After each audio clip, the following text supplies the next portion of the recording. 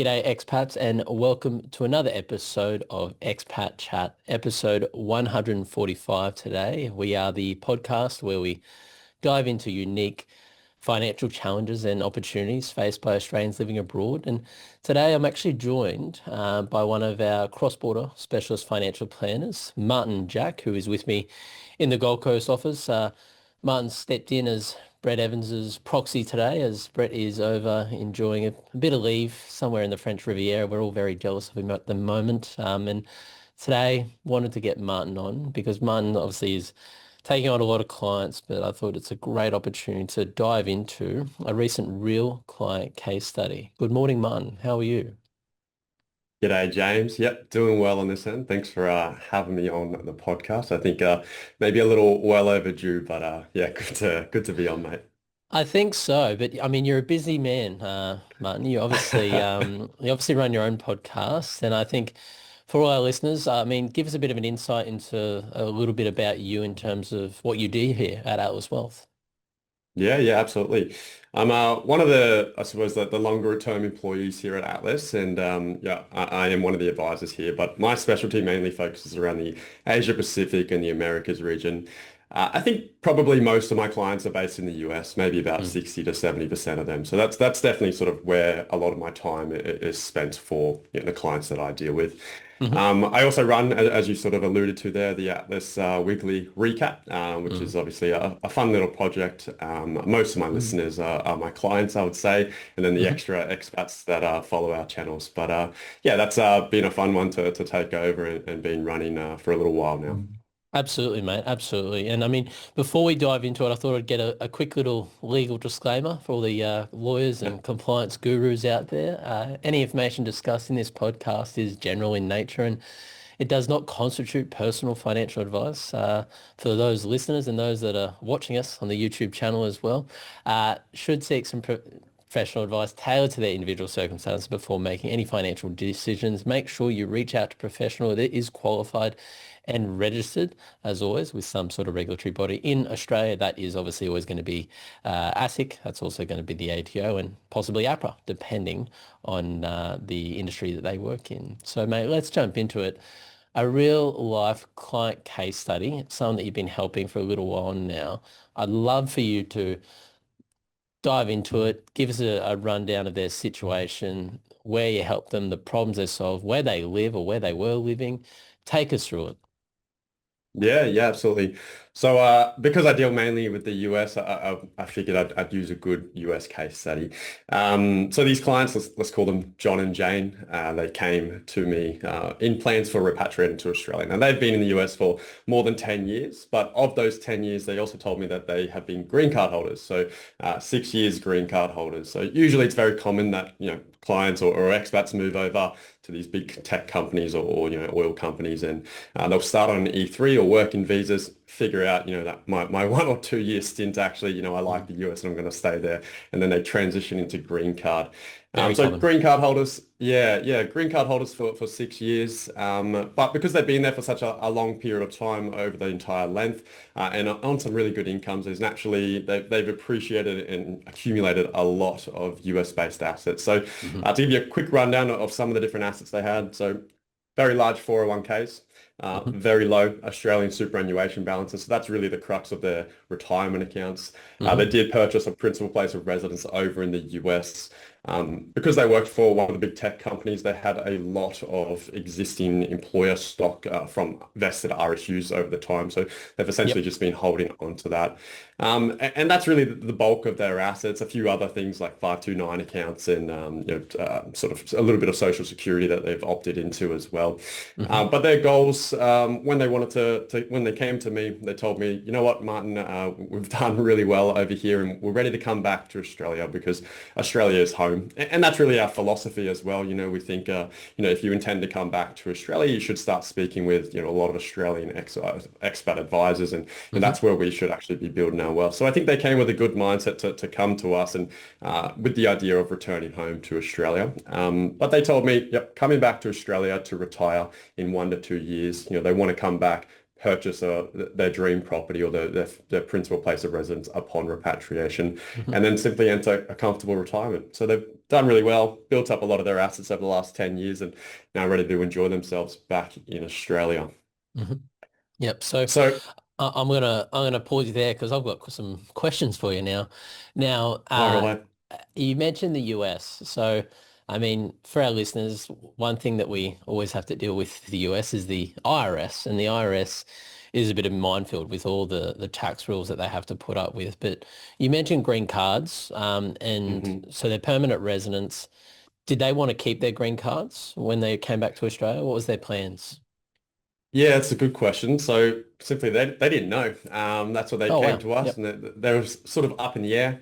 Very common actually Mm, to want to speak to someone and figure out, well, what are the implications if I do hold my green card? I don't really intend on going back to the US, but should I have that flexibility, or I kind of want that flexibility? But what happens in 5 years' time if I choose not to? mm, So one of the big issues and I suppose pain points that I had to address with them was that timing of returning to Australia. Because they've held their green card for 6 years, there's this really nasty exit tax that event under the Hard Act that can apply if you're considered what's called a covered expatriate or a long-term green card holder. So hmm to be considered a long-term green card holder, you have to have held your green card for 8 of the last 15 years. Now, that's calendar years as well. So you could get it in December and that still counts as one full year. And you could relinquish it in January. That still Yep. counts as one full year. So Crazy, isn't uh, it? yeah, it's quite crazy. And the that's obviously an immediate flag because if I link Hmm. back to their goals, they said, oh, I'm planning on coming back in 1 to 2 years. So Yeah. one, figure out exactly what day did you get that in the year, your green card. And now we need to start planning because if you are a long-term green card holder, so you've held it for more than 8 years, or let's say that they waited 2 more years before coming back into that eighth calendar year. Well, now we have to be mindful of this global exit tax event and whether or not they're considered a covered expatriate or a non-covered expatriate. So that was Mm. a pretty significant point. And I suppose for the listeners listening in today, there's 3 tests to determine whether or not you are a covered expatriate. So there's a net worth test, there's an average tax liability test, and there's a tax compliance test. They're very easy to trigger, especially if you've been building your assets in the US for 10 plus years. So if you do pass any of these tests, then there's a global exit tax event that applies across all of your assets. So if you've got property back in Australia, you have to pay taxes as if you sold that property. So maybe your an old Australian property might be up $1 million because you've been living overseas for the last 10 years. Well, now you're paying taxes to the IRS on a $1 million capital gain, even though you haven't physically sold that asset. Your 401k, your specific retirement accounts, your superannuation, they could be seen as distributions and Mm. early distributions if you're under the age of 59 and a half. So it's really, really quite nasty. And Mm. because of these clients' situation, holding that green card for 6 years, coming back in 1 to 2 years, there's clearly a bit of a window of opportunity of whether or not we do go down the green card pathway permanently, or if we have to relinquish or abandon that green card before we actually Yep. come back to Australia within that sort of 8 year time frame. Yeah, yeah, that's right. And I mean, fleshing out a little bit about the exit tax, and obviously with the fact that this trigger event can come around when they give up the green card, because I know a lot of Australians, when they come back to Australia, if they have a green card, unfortunately, it's very common that they just don't do anything with the green card. It expires based on sort of the expiry date, but that's actually not giving up the green card, letting it expire. Technically, you're still a permanent resident, but you just haven't gone back and got a new green card. So you're still in their tax system as a permanent resident. But I guess the issue that you're talking about here is that with this exit tax, it's crystallizing all these fake capital gains. So all these capital gains tax events, which you have to pay tax on, even though you might not have the capital to pay tax on it. And then what's crazy about the distribution of the pension accounts in the US, 401ks, they're normally tax deferred, so you haven't paid any tax on them. So if you've got an account which is, 500,000 US dollars, they're distributing to that. So all that $500,000 in the US is treated as taxable income. So you can have a massive tax bill, and it can Yeah, be, yeah, sorry, you go, mate. Yep. No, and to add on top of that, especially if you're leaving in October and you've earned for 10 years or 10 months of that year. So if you're a high income earner, you could be already on that top tax bracket. And this 401k distribution or this retirement account distribution is added on top of your US tax rate. So you could be looking at a 50% tax rate essentially just on the entire wealth there. So gone That's like right. that, and there's no guarantee that the ATO is also going to respect those taxes paid as a foreign tax credit in the future. So it can be a really nasty situation. And unfortunately, we do come up with a lot of situations like that. But there's also a lot you can do in Yeah, prior preparation, but dealing with the right professionals as well. that's right. Yeah. So, I mean, it can be a bit of a tax bomb that you can become very unaware of. But obviously planning early, probably around, I would say year 4, 5 for that eventual exit, makes a lot of sense. But I mean, the US just has these tax bombs. They've got obviously got the exit tax. Australia has an exit tax. Don't get us wrong. We've got this deemed disposal event, which is typically on say assets like share investments, managed funds, those sort of things. But Mm. often we don't have sort of a deemed disposal event on property. That's not really a thing in Australia because usually Mm. you're keeping ties with the residency aspects. But the other tax bomb that we've talked about previously is this whole PFIC issue, passive foreign investment companies and other things both in super and outside of super. So I guess we're really harping on the fact that the US is just a minefield of different Yeah, potential US tax bombs that are just waiting. that's And that's that's right. why you need to plan accordingly. Yeah, yeah, PFIG. I refer to that one as the gotcha tax. I think that impacts a lot of Aussies when they leave Australia the most. That's at least where I see the most complications or the situation arise because after they file their first or second tax return, their US accountant, as long as they're a good US accountant, is already flagging the cost Yep. and they're paying the tax bill at that stage. But yeah, it's quite nasty. Very punitive taxes for holding obviously Yep. ETFs, managed funds, listed investment companies foreign to the US. But That's right. yeah, all of those points, James, that links into the conversation I have to have with this client. Do we hold on to our green card? Well, if Mm, we hold on to our green card, go down citizenship pathway, maybe because we don't want to deal with the exit tax, mm. well, now you're forever having to deal with PFIX. You're forever having to deal with distributions from your superannuation and how that's going to be taxed over in the US or your 401k distributions, sale of properties as well, because you're dealing with Australian tax legislation and you're overlaying that with the IRS or vice versa and Yep. effectively getting the worst of the two because if there's lower taxes on the US side, well, there's probably higher taxes on the Australian side, and then that could be vice versa depending on the asset sale. So not impossible to be Mm, dual residents, and if you go down citizenship pathway, it just makes your life a little bit more complicated, I would say. And mm. for these clients, when they didn't have intention to really permanently live back in the US, and they would just like it as a good to have. Well, now you weigh up, well, is that good to have significantly, or, are you willing to pay X amount of taxes or X amount of, ongoing obligations to the IRS or have to change your entire strategy to always have to deal with the US, not just whilst you're there, but for the rest of your life into, when you're Right. 80s and 90s as well, and, potential inheritance taxes as well. So there's a lot that goes into that decision. It's not as Yeah, simple as that's should I right. just And keep it? and you've talked a little bit. I think you've hit the nail on the head there about probably the US, dealing with the US, the green card holder. Like, can you run through the list of sort of concerns you had to sort of run through with the client and go, okay, these are the concerns that we've identified based on your profile and your goals. So what essentially were they when you went through that conversation with them? Yeah, so the green card holder, absolutely. First one, addressing that. Do we retain it? Do we start positioning ourselves so that we don't fall into the exit tax, or do we come Mm, back before the 8-year rule? hmm The next one is the US property. So they wanted to return to Australia. They want to retire in Australia. They don't mm, really have intentions to retire in the US. And if anything, probably not really go back there. So why would we hold such a significant asset over in the US when we could repurpose that? So we had to not only consider the sale of that property, but also the timing of the sale of that property. Because if they sell it too early, well, now they're renting for a period of time. They sell it back in Australia, well, now we have to deal with the Australian taxation as well. So that's a big flag straight away that we have to manage that timing.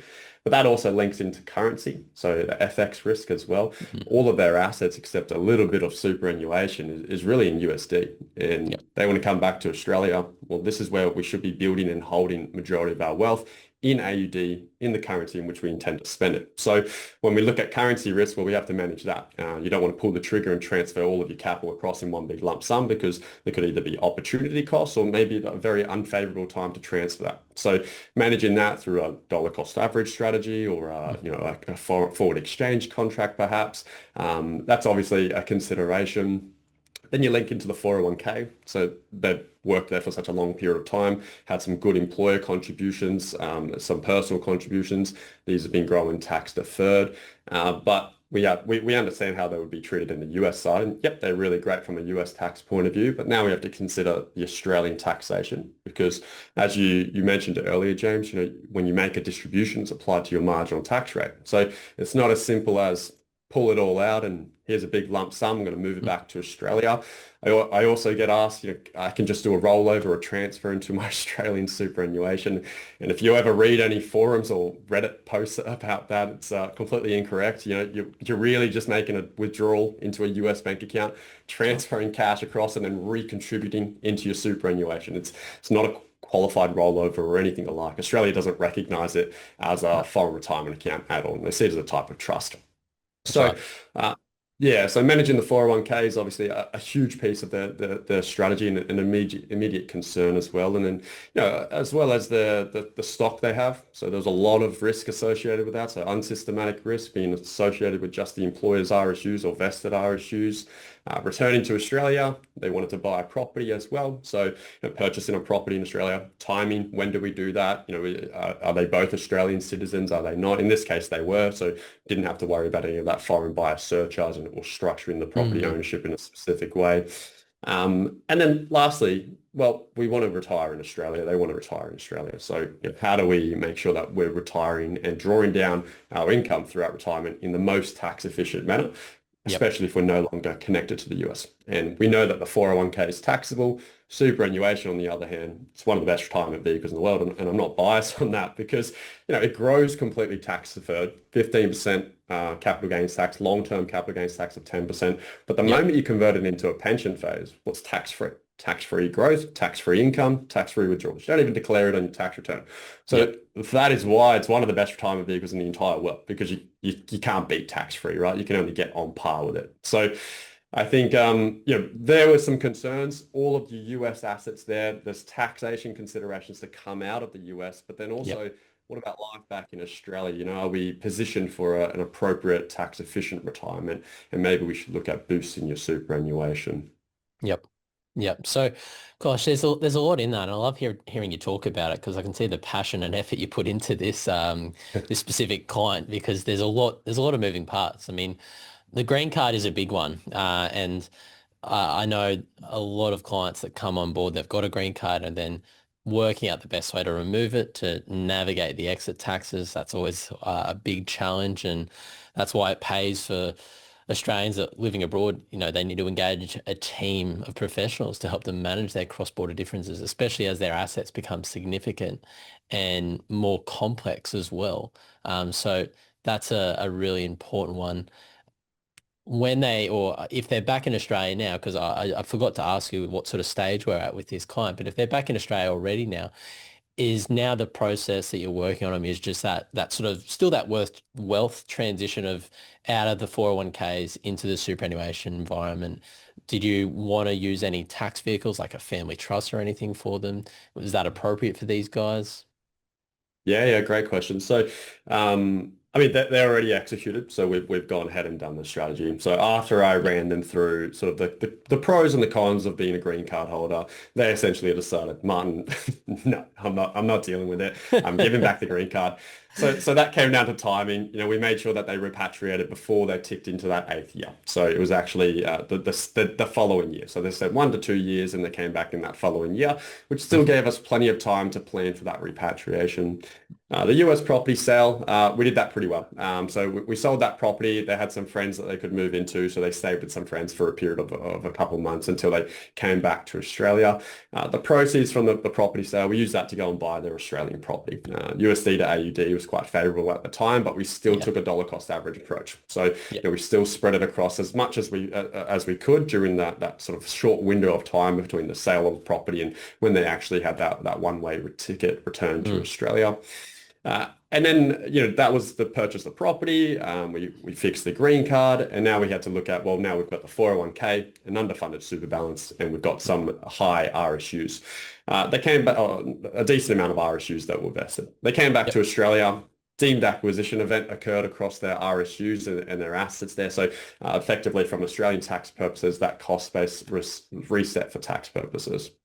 But we can only contribute so much into superannuation. And the moment they give back their green card, well, they don't have US tax obligations anymore, which is really great. So we did start contributing into their superannuation using the proceeds from their RSUs because there was a lot of risk there. So we slowly started to wind those down. Didn't have to pay any taxes to the ATO, which is really good because of that cost-based reset. Made some aggressive non-concessional contribution strategies into super, but they're obviously retired. So we had to manage the 401k.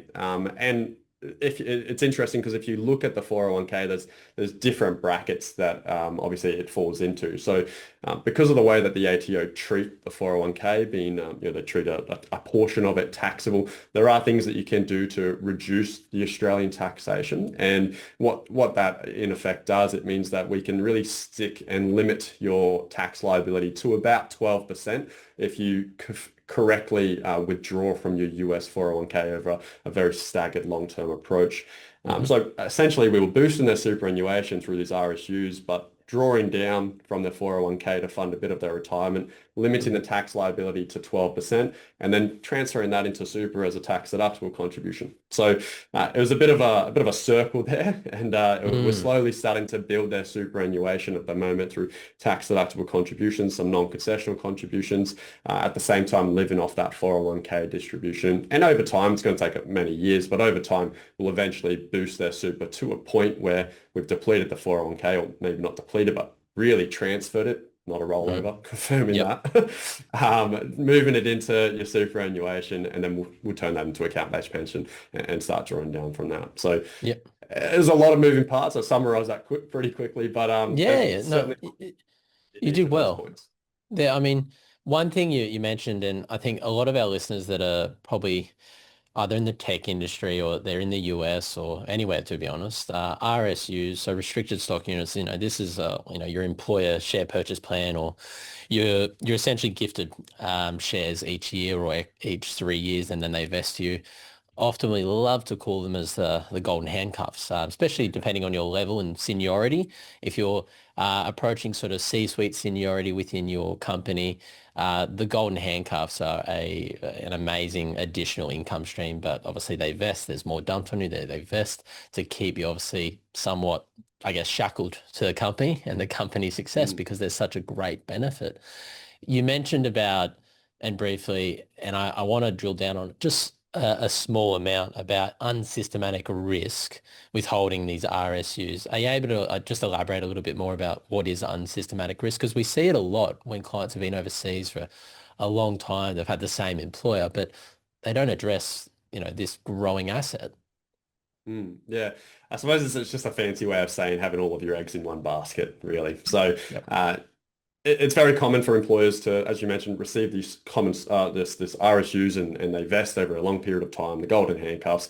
But we often see there's a lot of either confirmation bias or emotional biases tethered to the company itself, and they want to ride the waves with the company, and they see the growth and they're internal, and it's very common to continue to hold on to Meta stock or Amazon stock or Google stock consistently, but overnight, your wealth could evaporate, or maybe not evaporate, but it could significantly take a Oh yeah, substantial hit. It's because massively. these stocks, yeah, exactly. I mean, the volatility of individual shareholdings, especially big tech companies, is quite significant.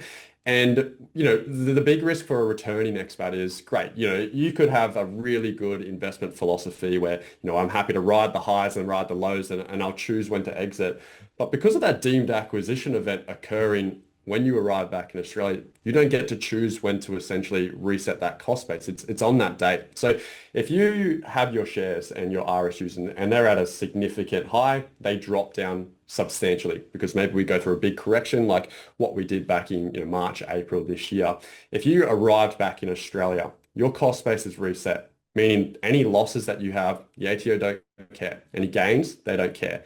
But if you wait and see that massive recovery across that share portfolio and it comes right back up, but you're an Australian tax resident now. So if that comes back up 30, 40% overnight, well, that's going to be taxable. And because you haven't held it for a 12-month period as an Australian tax resident, that'll just be applied in full to your Australian tax rate. So managing not only the I suppose the cost-based reset, but also that isolated risk you have, the fact that if you're planning to retire and all of your wealth is tied up in this one stock, overnight it could evaporate. We've seen it a million times with many different companies. We've also seen the upside because there's a lot of wealth to be made in, having significant amount of wealth in a single company. But I like to drill down to your goals and objectives. Do you even need to take on that level of risk to achieve those goals and objectives? Because if you don't, then why are you taking on that risk? You could just take a nice, slow, take a diversified approach, get some steady, consistent returns. And that's something that we can manage. That's something that's going to control your emotions and not make you want to cry when you're going to bed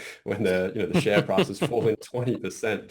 So I just think it's unnecessary a lot of the time. Don't get me wrong, though. There's a lot of money to be made by having that isolated risk. But when we look at it and we zoom out and we focus on our goals and our objectives and really financial planning, we just don't need it half the time. And it makes sense to sort of wind out of it.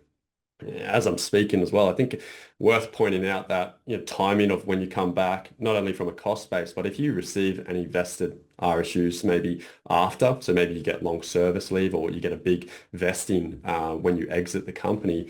If you come back to Australia and you're still receiving those final vesting periods because maybe you're on some sort of extended leave from your US employer, well, you're an Aussie tax resident now. And RSUs are taxed upon vest here. So you have to pay Australian taxes on those vesting amounts too.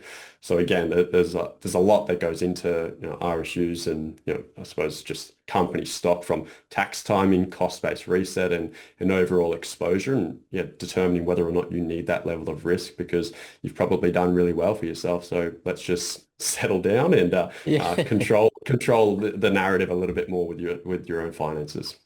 Absolutely, mate. I think a lot of our clients, real wealth is built slowly. It's built in a diversified and controlled manner. And I mean, the unsystematic risk factor around holding a single stock, everyone who was in tech would have really felt it in the 2022 calendar year. I know that some of our clients that work for Meta, I mean, the Meta stock price, it dived over 70% that year. And some of those clients, about 80% of their total compensation is through receiving RSUs throughout each year. So they've got, say, a small base salary, but everything else is factored in with quarterly RSUs dumps. So it meant that they were taking essentially a 70% haircut on their salary.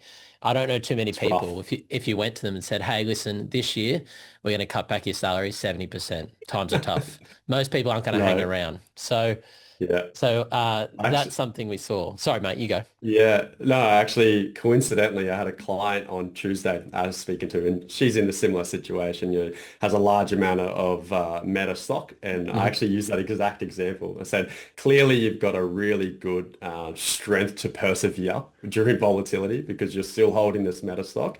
How did you feel, when it saw that drop of about 70%? And she quite literally said, I'm crying myself to sleep every single night during those periods. And she's, well and truly aware of the risk. And, we're working through that sort of diversifying out of that, slowly moving the wealth across, into the portfolio. But we see it time and time again, real life scenarios, and we've seen the upside, we've seen the downside.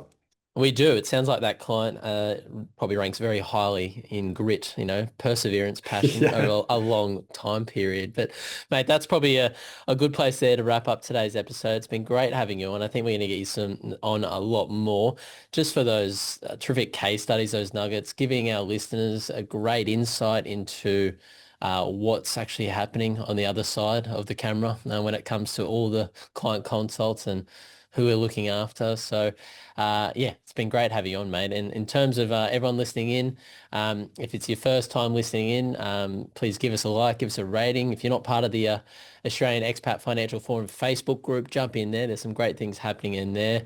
And then in the meantime, feel free to pass on our episodes, our podcast to your Australians overseas, living overseas. And if you need any help, jump on our website, atlaswealth.com. But Martin, it's been great having you on and can't wait to have you on another time. Thanks for being on. Pleasure to be on, mate. Thanks, everyone.